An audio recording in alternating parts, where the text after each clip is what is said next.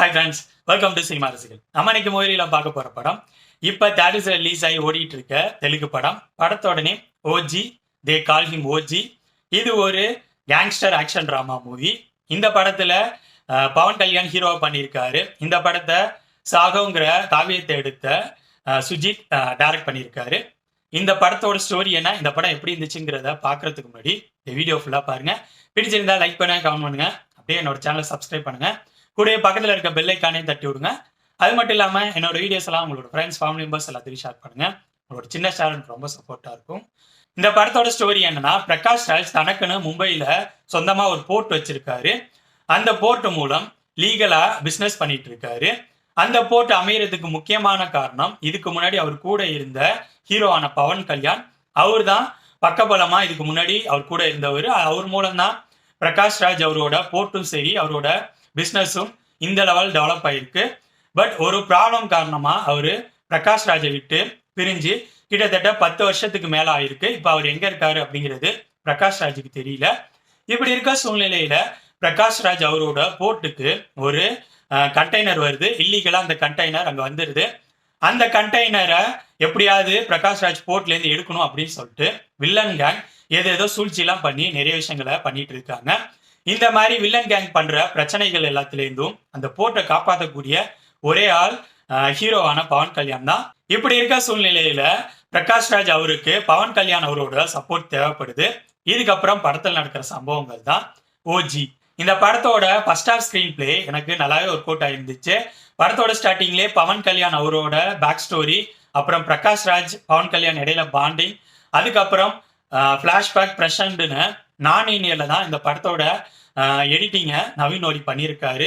Editing படத்தோட ஃப்ளோக்கு ரொம்பவே சப்போர்ட்டா இருந்துச்சு. நெக்ஸ்ட் இந்த படத்தோட மிகப்பெரிய பலம்னு சொன்னா பவன் கல்யாண் தான். அவரோட ஸ்கிரீன் பிரசன்ஸ் சூப்பராகவே இருந்துச்சு. ஒரு மாஸ் ஹீரோவா அவரு சூப்பரான பர்ஃபார்மன்ஸை கொடுத்துருக்காரு. ஸ்டைலிஷா பண்ணியிருக்காரு.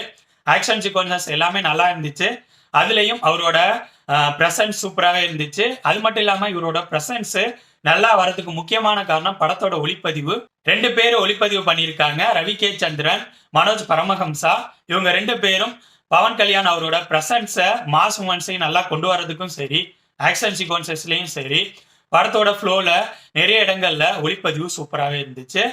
அடுத்ததான் இந்த படத்தோட பேக்ரவுண்ட் மியூசிக் படத்தோட ஃப்ளோவுக்கு சப்போர்ட்டாவே இருந்துச்சு. தமன் தான் இந்த படத்துக்கு மியூசிக் பண்ணியிருக்காரு. பாலையா படங்கள்ல எந்த லெவல் போட்டு பிஜிஎம் தாக்கி எடுத்திருப்பாரோ அதே லெவல்ல தான் இந்த படத்துலயும் பேக்ரவுண்ட் மியூசிக் இருந்துச்சு. ஸோ இந்த படத்தோட ஃப்ளோல பாக்குறப்ப ஓகேவா நல்லா தான் இருந்துச்சு. ஸோ இந்த படத்தோட first half screen play, technical விஷயங்களா இருக்கட்டும், ஆக்ஷன் சீக்வன்ஸா இருக்கட்டும், பவன் கல்யாண் அவரோட பிரசன்ஸ் அப்படின்னு சுவாரஸ்யமா நல்லாவே கொண்டு போயிருந்தாங்க. ஓகே அப்படிங்கிற லெவல் தான் இருந்துச்சு. இந்த படத்தோட பிரச்சனைன்னு எனக்கு பட்ட இந்த படத்தோட செகண்ட் ஹாஃப் ஸ்கிரீன் பிளே. படத்தோட செகண்ட் ஹாஃப் ஸ்கிரீன் பிளே படத்தோட ஃபர்ஸ்ட் ஹாஃப்ல இன்டர்வல்ல எந்த லெவல் பரபரப்பா கொண்டு போய் முடிச்சிருந்தாங்களோ அதோட கண்டினியூட்டியை அந்த அளவு கேரி ஃபார்வர்ட் பண்ணல அப்படிங்கிறதா நான் சொன்னோம். ஏன்னா அது வரைக்கும் படம் ஓரளவு ஸ்டோரி அவுட்லைனோட பரபரப்பா கொண்டு போயிருந்த மாதிரி தான் இருந்துச்சு. பட் ஒன்ஸ் செகண்ட் ஹாஃப் வந்த பிறகு ஸ்டோரி அடுத்த கட்டத்துக்கு மூவ் ஆகவே இல்லை. ஸ்கிரீன் பிளே நம்ம ஈஸியா யூகிக்க கூடிய வகையில, வழக்கமான வகையில தான் போகுது. பெருசா சுவாரஸ்யமா எந்த விஷயமும் இல்லை. ஒரு ஸ்ட்ரெயிட் ஃபார்வர்டா ஆக்ஷன் டிராமாவா தான் போயிட்டு இருந்துச்சே தவிர எனக்கு தெரிஞ்ச பெருசா சுவாரஸ்யமா இல்லை. அது மட்டும் இல்லாம கிளைமேக்ஸ் கிட்ட எல்லாம் போறப்ப நமக்கு லைட்டா டயர்ட் ஆயிடுது. ஏன்னாப்பா இந்த அளவு கொண்டு போயிட்டு இருக்கீங்களே, புதுசா எதுவும் இல்லை, பெருசா சுவாரஸ்யமான எலமெண்ட்ஸும் இல்லை, ஒன்லி பவன் கல்யாணம் மட்டும் வச்சே கொண்டு போயிட்டு இருக்கீங்களே அப்படிங்கிற மாதிரி ஃபீலை கண்டிப்பா கொடுக்க ஆரம்பிச்சிருது. ஸோ செகண்ட் ஹாஃபோட ஸ்கிரீன் பிளே இந்த படத்தோட பிரச்சனைங்கிற மாதிரி தான் எனக்கு பட்டுச்சு. அது மட்டும் இல்லாம இந்த படத்துக்கும் லாஜிக்கும் சுத்தமா சம்பந்தமே கிடையாது. ஏன்னா இது ஒரு மாஸ் ஹீரோ படம், அதுவும் தெலுங்குல ரிலீஸ் ஆயிருக்க படம். ஸோ லாஜிக்கை டோட்டலா மறந்துட்டு தான் இந்த படத்தை பார்க்கறதுக்கே நம்ம உட்காரணும். படத்தோட ஃபர்ஸ்ட் ஹாஃப்லயும் லாஜிக் இல்லை, இருந்தாலும் ஸ்கிரீன் பிளேல இருக்க சின்ன சின்ன சுவாரஸ்யமான விஷயங்கள்னால அது தெரியல.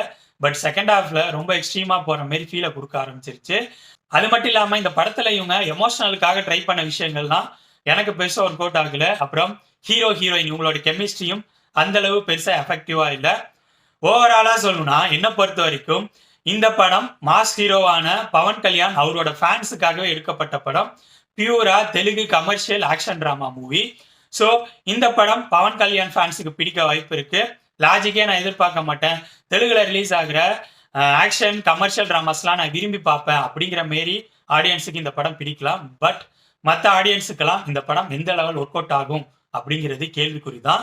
இந்த படம் 18+ தான். ஏன்னா பவன் கல்யாண் இஷ்டத்துக்கு கொண்டுகிட்டே இருக்காரு. கிட்டத்தட்ட 1000க்கு மேல இந்த படத்துல எல்லாரையும் வெட்டி வீசி இருப்பாரு. ஸோ எக்ஸ்ட்ரீமான வைலன்ஸ் இந்த படத்துல இருக்கு. ஸோ இந்த படம் 18+ தான்.